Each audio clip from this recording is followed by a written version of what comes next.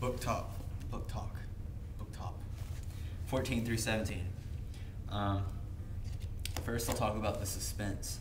The suspense throughout the chapters and also throughout the whole book is basically what makes the feeling of just frantic survival, fear, like the way she talks to herself and the way she just analyzes things and sees things and uses her memories of the past.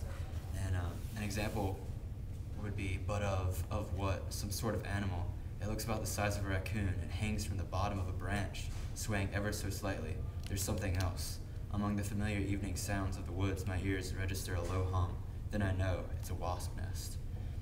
The way she uses syntax, it's just so mysterious and captivating, and it really makes you think, and it really makes you sort of jump into the book with her and question things and try to understand what's going on and get to know Katniss better and get to know how she works and how she would react and how strong she really is and how her life has affected her.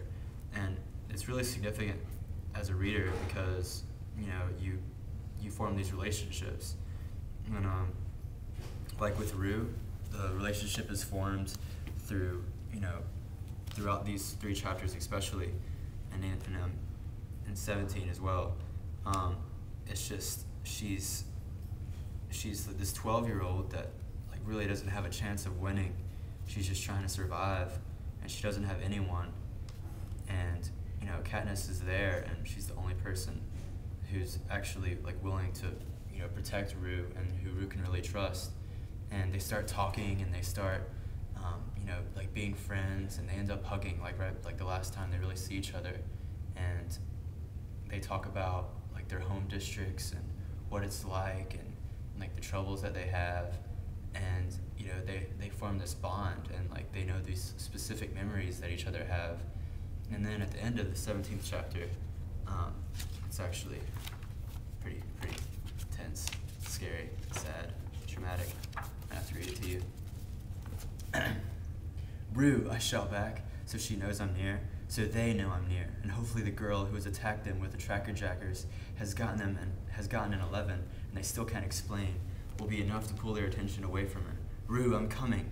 And when I break through the clearing, she's on the ground, hopelessly entangled in a net. She just has time to reach her hand through the mesh and say my name before the spear enters her body. And so, if you have a weak heart, like some people I know, it just really makes you sad, especially after all that she's been through, and after the reality that that's been put in your head that Rue existed. She had these experiences, she had a hard life, and she had these expectations and these hopes and these dreams, and they just sort of fall apart. And it's reflected in the way Katniss responds in the following chapters. But it's just that relationship, and it reveals who Katniss is as a maternal figure, as a sister, and as a loving human being. And it sort of shows that human relationship that the capital can't really understand, and that human nobility, and that human civil understanding, that just underlying humanity that the Hunger Games doesn't really deal with. And in the end, the Hunger Games, the game makers just try to, take away the rules that Katniss and Rue try to live by, but Katniss, in the end, defies them, and she makes the game makers change their rules instead. And 14 through 17, the most intense chapters, going deaf, bleeding through the ears, crawling around. Go read it.